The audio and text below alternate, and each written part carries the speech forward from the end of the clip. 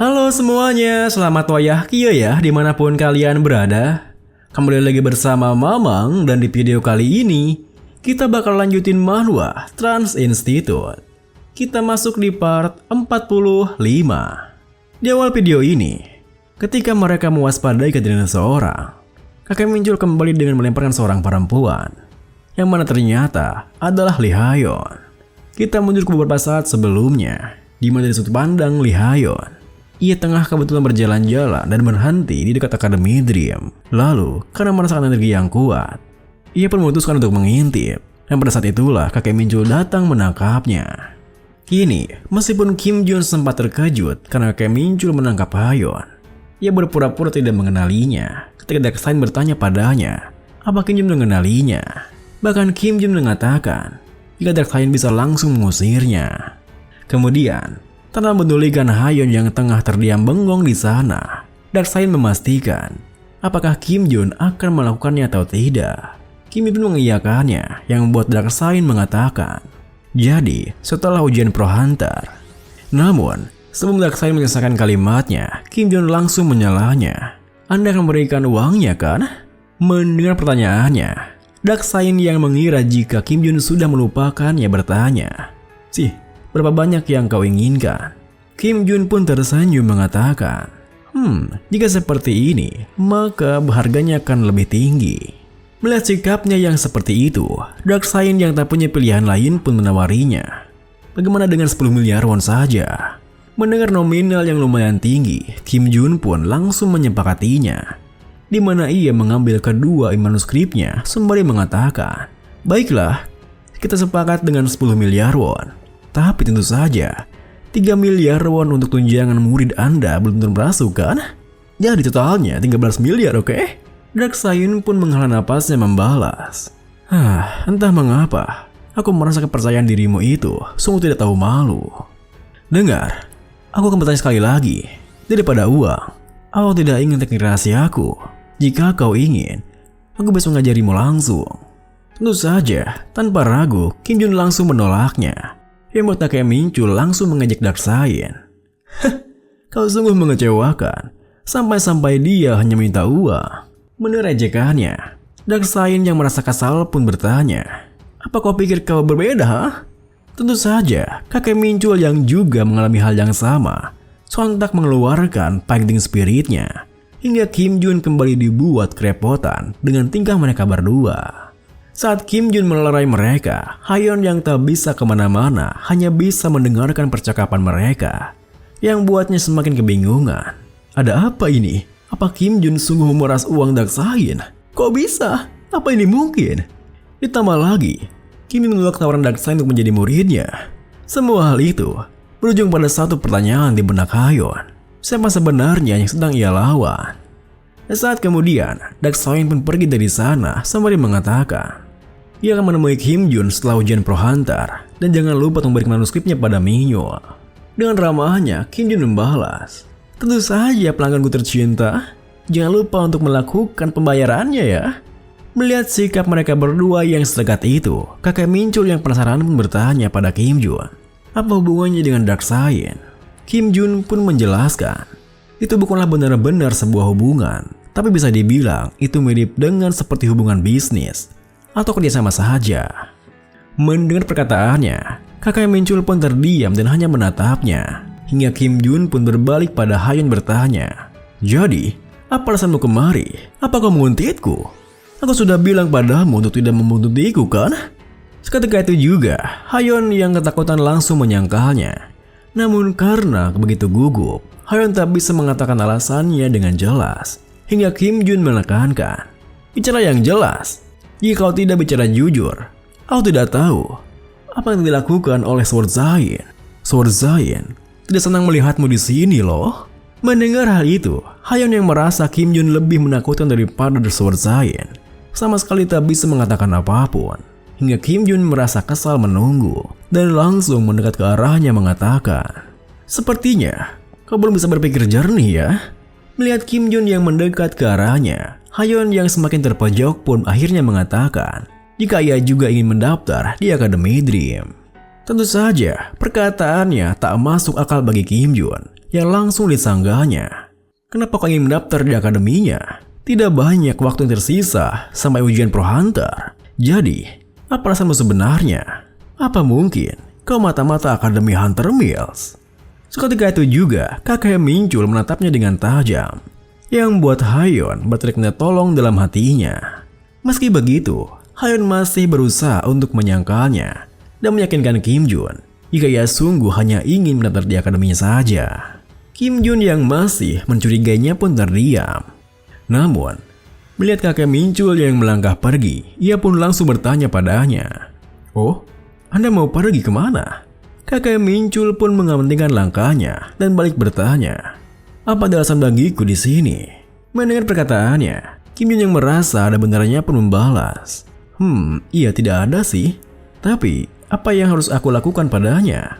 Sembari melangkah pergi, kakek muncul menimpali, "Terserah apa maumu, aku pergi." Tentu saja, kepergiannya membuat Hayon semakin panik karena tak ingin berduaan dengan seseorang yang ia anggap monster. Sayangnya, ia tak sanggup mengatakan apapun hingga kakek muncul pergi meninggalkan akademinya. Setelah kepergiannya, Kim Jun berjongkok di sampingnya tersenyum mengatakan, "Kau ingin masuk ke Akademi Dream, hah?" "Ya, aku tidak tahu niatmu, tetapi Nuna Seoyun yang akan menentukannya. Sayangnya dia sedang keluar sekarang." Mendengar hal itu, Hayon pun bisa bernapas lega karena Nuna Seoyun tidak ada di sana. Ia jadi punya alasan untuk pergi dan akan kembali ke sana lain kali. Namun, belum sempat ia berpamitan, Kim Jun menyuruhnya memegang kantung kibisis agar ia bisa menunggu sembari Nuna Seoyun kembali. Ketika itu juga, Hayon yang tak bisa menolaknya sontak tersentak kaget karena kantung yang sekecil itu terasa sangatlah berat. Ia bahkan hampir tak bisa menahannya meskipun meluarkan seluruh mana miliknya. Hayon pun bertanya-tanya, kok bisa Kim Jun mengangkatnya dengan tanpa masalah? Kemudian, tanpa mempedulikan Hayon, Kim Jun melangkah meninggalkannya sembari mengatakan, "Aku akan berlatih, yang nunggu aku." Di sisi lain, kakek muncul yang telah tiba di kediamannya masih melihat Nuna Seoyun di ruang latihannya, yang buatnya bertanya padanya, "Apa kau tidak berubah pikiran?" Nuna Seoyun pun mengangguk, yang membuat kakek muncul melangkah mengambil pedangnya. Kemudian, saat Nuna Seoyun dan penasehat Seo menatapnya, kakek muncul memberikan sebuah teknik pedang sembari menjelaskan. The Password adalah pedang yang mencari kecepatan. Itu adalah pedang yang memukul mundur musuh dengan serangan cepat. The Sharp Sword adalah pedang yang bertujuan untuk menusuk. Itu adalah pedang yang mencari titik lemah musuh dalam pertempuran jarak dekat. Namun, sering dilakukan bersamaan dengan The Password. Itu juga termasuk serangan pedang tercepat. Lalu, The Chain Sword adalah pedang yang mengungkapkan celah lawan dengan terus mengganti teknik pedang. Karena itu, kecepatan itu penting. Tapi kunci dari ini adalah serangan yang bervariasi.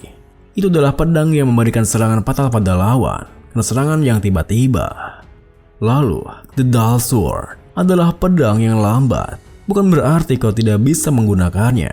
Sama seperti namanya, itu adalah pedang yang perlahan masuk ke wilayah lawan dan perlahan mengikisnya. Lalu, The Strong Sword adalah pedang yang kau ayunkan dengan tenaga yang kuat. Itu adalah pedang yang mendengani lawan dengan cepat dalam sebuah situasi di mana kau berhadapan dengan banyak musuh. Namun, setiap ayunannya itu kuat. Lalu, The Heavy Sword adalah level selanjutnya dari The Strong Sword karena kau menambahkan lebih banyak tenaga. Kebalikan dari Password, teknik ini adalah teknik destruktif. Tidak seperti Chain Sword. Magic Sword adalah pedang yang mengacaukan penglihatan lawan. Gerakan yang tegas dan cepat, ilusi yang tercipta membuat lawan kebingungan. Lalu, The Running Sword adalah pedang yang dengan lembut menyerang dan mencari serangan balik. Itu adalah pedang yang mengurangi beban pedang, sekaligus menghilangkan kekuatan serang lawan. Lalu, The Defeat Sword adalah kombinasi dari Fast Sword dan Strong Sword. Itu cepat dan kuat. Itu bisa membuatmu mengalahkan lawan di tengah pertarungan. Ini semua adalah teknik dasar dari The Sword of the Breaking Gods. Aku akan memberimu waktu. Terjadi teknik yang telah kutunjukkan padamu dalam waktu itu. Batas waktunya adalah setelah ujian Pro Hunter. Jika kau tidak bisa menyelesaikannya, maka aku juga tidak mengizinkanmu memegang pedang lagi. Jika kau tidak bisa melakukannya, maka menyerahlah. Melihat dan mendengar semua penjelasannya, meskipun penasihat Seo merasa itu tidak mungkin, Nona Seohyun dengan tegas menyanggupinya. Aku akan mencobanya. Tidak, aku akan melakukannya. Melihat kepercayaan dirinya, kakak Minchul pun berbalik menimpali. Peganglah pedang itu. Kita beralih kembali pada Academy Dream, di mana Hayeon merasa penasaran. Energi dingin apa yang menusuk mengelilingi di sekitar tubuh Kim Jun. Saat Hayeon terus memperhatikannya, Kim Jun yang tengah berlatih sempat berteriak, "Oh, kamu menurunkan lenganmu ya?" Seketika itu juga, Hayeon tersentak kaget, yang buatnya berharap agar Nona Seohyun cepat datang dan menghentikan penderitaannya. Saat kemudian, Kim Jun pun menghentikan latihannya. Namun ia merasa aneh. Wadah energi miliknya sepertinya sangat besar. Meski ia berusaha mengisinya, sepertinya itu tidak pernah penuh. Terlalu banyak eliksir yang harus ia minum. Di saat Kim Jun memikirkan hal itu, perhatiannya teralihkan ketika melihat Hayeon yang masih berusaha keras untuk menahan kantong kibisis. Dengan polosnya, Kim Jun bertanya, "Loh, apa? Kenapa kau masih di sini?" Tentu saja, pertanyaan Kim Jun semakin membuat Hayeon merasa kesal. Karena Kim Jun sendiri yang menyuruhnya melakukan itu. Sebelumnya, Hayeon merasa sangat gugup, jadi ia bertahan di sana. Tapi Kim Jun malah memperlakukan seperti itu, seakan dirinya sendiri yang ingin terus berada di sana. Namun, meskipun Hayeon sangat mengumpat kesal, ia sama sekali tidak bisa melakukannya, yang membuat Kim Jun melangkah pergi. Tetapi, beberapa langkah ia berjalan, Kim Jun langsung berbalik kembali, bahkan bertanya dengan sangat terkejut, "Tunggu, kau masih baik-baik saja?" Hayeon yang semakin jengkel pun mengumpat dalam hatinya, "Baik-baik saja andasmu, jika aku bisa mengalahkannya, aku mungkin sudah pergi dari sini." Lalu, saat Hayeon berpikir seperti itu, Kim Jun pun menyuruhnya mengembalikan kantong kibisis, yang membuat Hayeon langsung berselebrasi karena penderitanya telah berakhir. Namun sayangnya, selebrasi kelegaannya tak bertahan lama, karena Kim Jun kembali menyuruhnya untuk memegang kibisis. Setelah mengeceknya sebentar karena merasa aneh, di mana kibisis tidak seperti biasanya. Tentu saja, Hayeon yang tak bisa menolaknya kembali mengulang penderitaannya. Meski begitu, Kim Jun yang tak melihat adanya reaksi apapun ketika Hayeon memegang kibisisnya, kini semakin merasa aneh, yang membuatnya terdiam berpikir, "Loh, kenapa segalnya nggak aktif ya?" Sebelumnya, segalnya aktif ketika Jung Jimin memegangnya. Bukankah kibisis tidak bisa dipegang sembarangan? Kalau dipikir-pikir, bukankah Nona Seohyun pernah membantuku mengangkat kibisis yang saat itu membuatku sekarat?